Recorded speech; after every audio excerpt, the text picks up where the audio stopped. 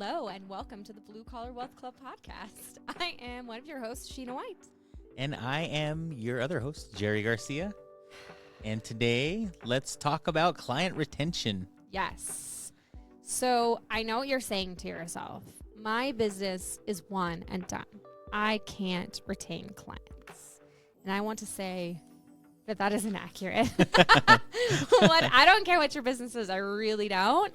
There is some way, somehow, some shape, form that you can have in your business that is not one and done, that you can have client retention or repeat or referral business.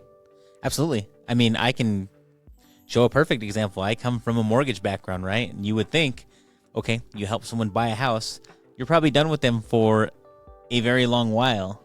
But you know, you learn over time as you're in that business that it's very important to stay in front of those clients because people refinance or they move. I mean, people typically only stay in a loan on a property for about 5 to 7 years on average. And so I think it may even be 3 to 5, but it's a much shorter time period than you would think. It's definitely not 30 years. It's definitely not 30 years, right? Which is what people think. And, you know, what happens is your house appreciates and now you see all this equity and you have a pile of debt and you're like, oh, I really would like to do something to get rid of this debt. Oh, I have all this house equity. Let's see if we can do a cash out refinance and, you know, lump all that into our mortgage and pay off all of our debt and be debt free. And then they continue to do that over and over. That's a whole other story.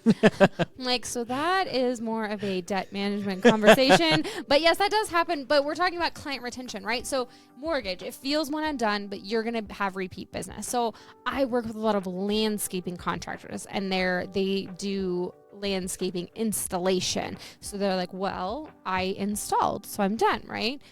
But that's the thing, because people do move. So if they move to the next house, maybe they want to redo it. Or maybe they're just really bougie. And so after 2 years, they're like, I decided I don't like this patio anymore. I want to do something else. Whatever it might be, there is no reason why you can't retain your client in some way. Now, it's not necessarily going to be on a monthly thing. Every single business has a different sales cycle, but there isn't one thing out there that somebody only buys once in their lifetime. Right.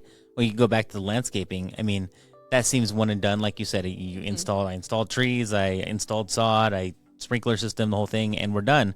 But what happens when you invite your neighbors over or your family over and they're like, oh my gosh, your yard looks amazing. Like you turn this big pile of dirt into this beautiful backyard.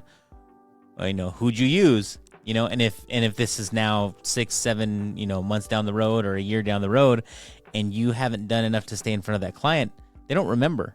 Same thing happens in mortgage. Most people don't use the same person in real estate or mortgage the second time because they don't remember. So your job is to stay in front of that client in one form or another, just to stay top of mind, so that when somebody's like, oh my gosh, this is amazing, who did this for you? They're like, oh, you know what? I got their info right here. Just got an email from them last week, Yes. Well, and this then will get us into the topic of newsletters and emails. And I beg of you, everyone, please make your newsletter something you would actually want to read. I am so sick and tired of people sending newsletters for newsletters' sake with information that's completely useless. So if you read it to yourself and you're like, and you wouldn't want to receive this in your email, think to yourself, wow, I wouldn't actually want to get this, so I'm not going to send it out to however many people I have in my database. Please, we beg of you. You're a landscaper, and winter is coming, and you're in a place like Colorado, you can easily send hey, do not forget to winterize your system. We can do this for you. Call us here or okay, here's plants you might have. Here's how to winterize them. Here's this. Giving value, right? Not just information for information's sake. It's the same reason you shouldn't just post for posting's sake. Don't newsletter just to newsletter. Have it be valuable. Have it be something your client actually wants to learn or should need to know. And there's so many ways to stay in front of a client. I mean, we talk about that. The newsletter is an easy one, right? You can go back and say, hey, try and build up your reviews. You're going to go back to your client.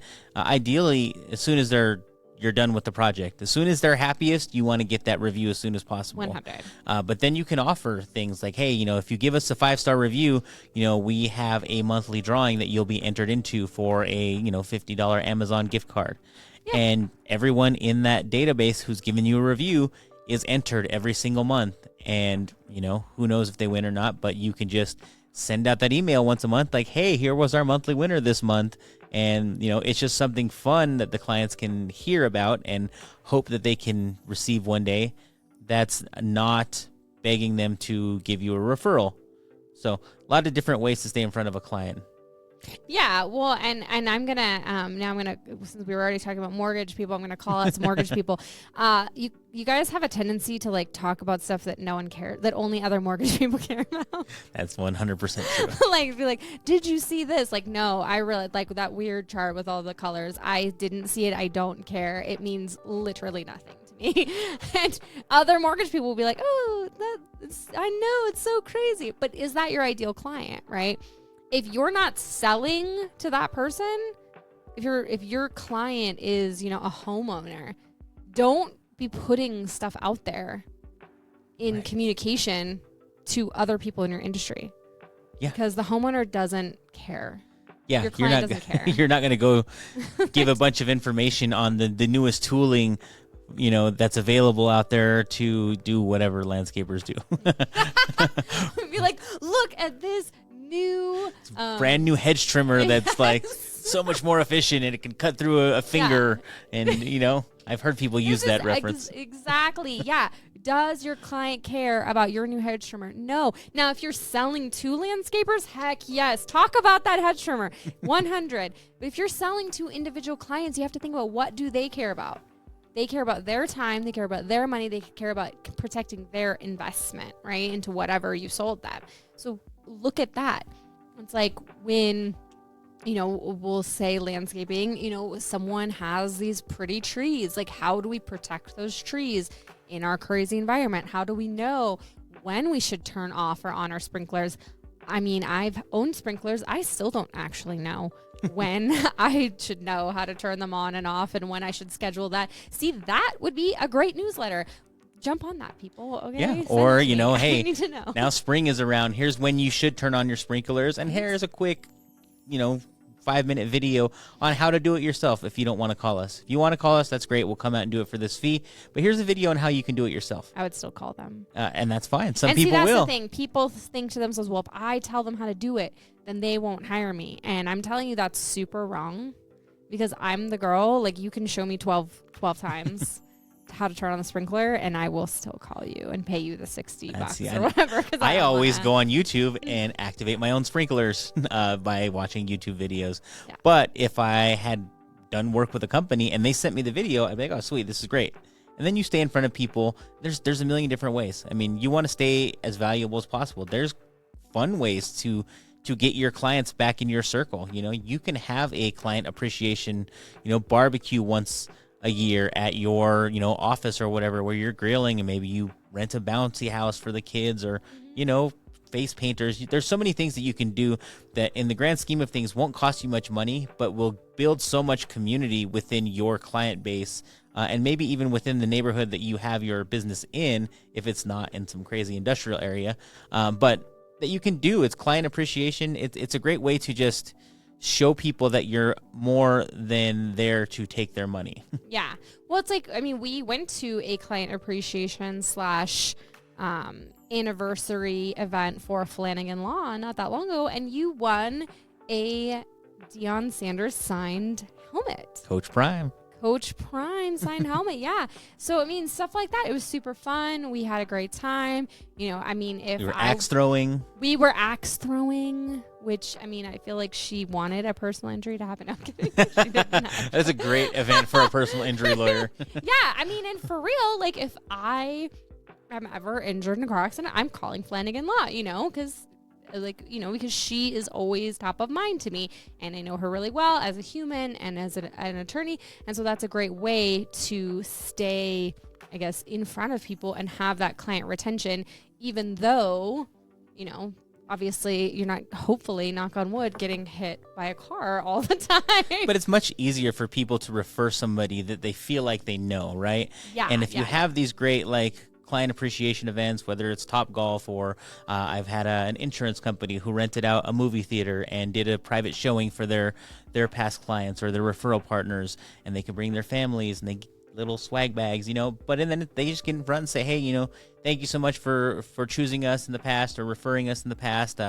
Enjoy this movie. They do a private screening. It's not cheap, but it's not really that expensive in the terms of marketing dollars. And you feel like you know that person a little better when you see them outside of that work environment. And it's much easier to refer somebody that you feel like you have a personal relationship with. Well, yeah, I mean, because people work with those they know, like, and trust, right? So that helps with the know factor, helps with the like, and then that helps with the trust. And that makes it so much easier to refer them, to continue to do business with them. I mean, so no matter what your business is, you want that, you want your customers to be talking in a positive way about you.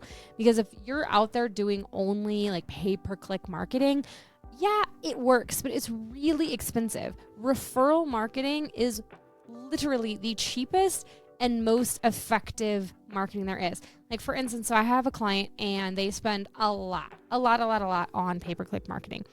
And they wanted to get more clients, so they pumped more money into pay-per-click, but they didn't understand because they weren't getting more clients. They were like, what the heck is happening?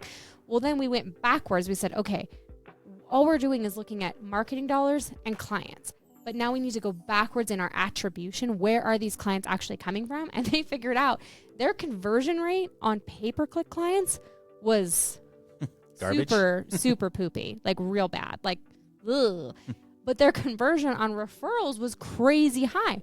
So most of their clients were coming straight from referrals. So when they pumped more money into pay-per-click, they were getting like one more client because their conversion was so low because they hadn't pumped more into referral marketing.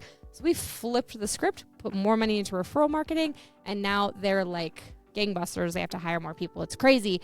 But this is my point. Like, you have to have that attribution. And so, yeah, we could have pumped even more money, and that would have been dumb. But hypothetically speaking, we could have. But it's so would have brought more clients. Technically, it would have, but it was so expensive. I mean, the return was just not there. But that's a whole nother conversation for another day. Point being, referral marketing is great. And how do you get referral marketing? By being top of mind to the people who are going to refer you. Who's going to refer you? Probably your current clients. So even if you can't be there for them on a monthly or weekly, like a subscription type basis, you can still be top of mind and be in your database and be bringing value for them to then share that with their friends. And then you get more clients. Well, look around the communities that you serve or the communities that you want to serve. And so many nice areas have these, like a fall festival or a pumpkin patch, and they're always looking for sponsors.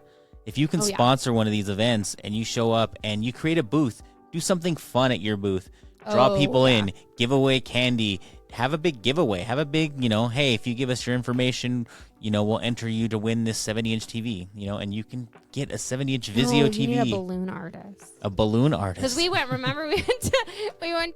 were at, what was that? It was a couple years ago. It was like a veterans festival thing. And there was a lot of different businesses there, but there was a business that had a balloon artist, and the only business that got every single person to visit their booth was the one with the balloon artist. It was totally worth it for them to do that. Don't show up, throw out your tablecloth banner and hand out a bunch of pens and expect that to have a return. We're talking about client retention, and this is also actually a way to get new clients in a different way. But if you kind of visit these same things over and over again, people, once again, they start to know you. They recognize you. Oh, they see you again, and you start to see some of your past clients visiting your booth. Tell them that you're going to be at this event. Hey, come by. We're giving this away. We're going to give away whatever the prize is. These are simple ways. For it. Yeah. It's part of your marketing. It doesn't have to be expensive, but you think to yourself, like, okay, say it costs you $100 for a click on Google. And I know you're thinking to yourself, what, $100 for a click? That's actually pretty cheap. I've seen way more expensive. So we're going to say $100 for a click, but you need, say, 5 clicks to get a call. And then for every 4 calls, you get a client, right? So you really need 20 clicks. So you really need 20 clicks. At 100 clicks, that's $2,000 for one client. For one single client. First of all, is that even workable in your business? That's what you need to ask yourself. But then secondly, okay, if it's $2,000 to get one client and that's my paid marketing, then what can I do with that same $2,000 in an event? And if I can get 2 clients, well, then that's a screaming deal. Right.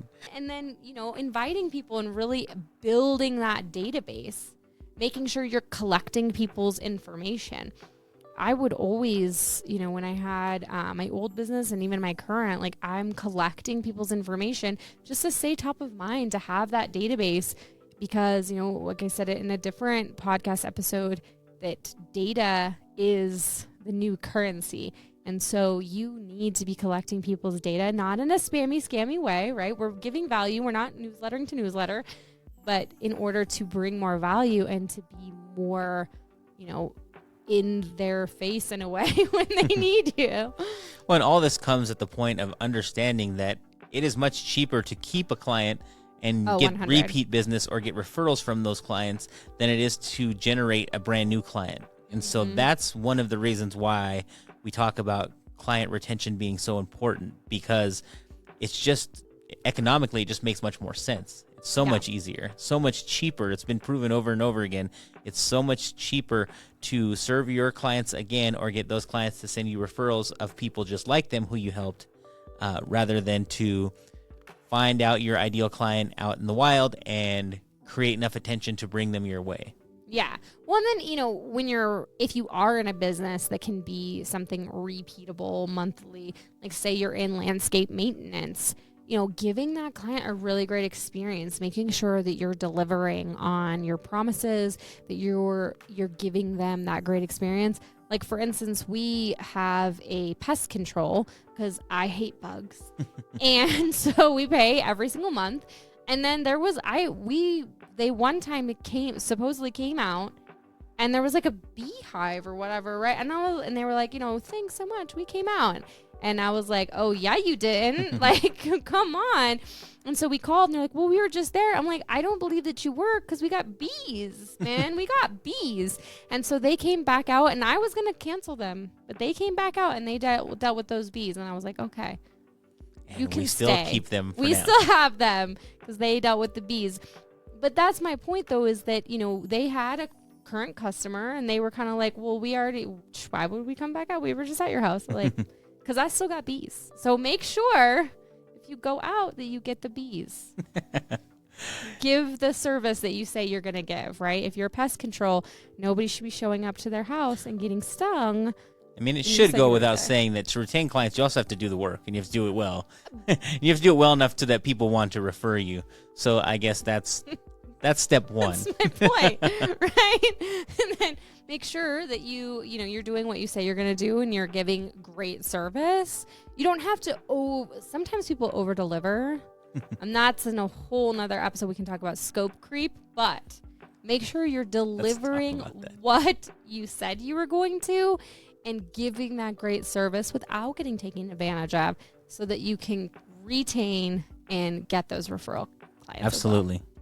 Go out there and revisit your past clients. Look at that database. Even if it's been a while, even if you have all these names and emails and you just haven't reached out, it's okay to be like, hey, we've done a bad job of staying in communication. We're still here. We're still rocking. Let us know if we can help. Let us know if you know anybody else we can help. Yeah, we thank you for being a client. Even if it's been a couple years, we thank you so much for supporting us, for being there for us, for being a part of our journey as a business owner. I think that people, if you say thank you, they're not going to be like, how dare you email me after 3 years to say thank you. They're going to be like, oh, that's nice. Like, oh, yeah. Kind of forgot about them. Right? Yeah. So, don't be afraid. And I mean, what's the worst thing that happens? Somebody sends you a nasty email, unsubscribe. Yeah, they unsubscribe, or they just throw away your flyer or whatever it is you're doing. I mean, that's the worst case scenario, is you no longer have a client that you weren't actually keeping anyway. So yeah, so your worst really case scenario is where you are, really. Right. So just do it already, and all you have to do is make more money. There you go. Okay. Well, that'll do it for this episode. We will catch you guys next time on the Blue Collar Wealth Club podcast.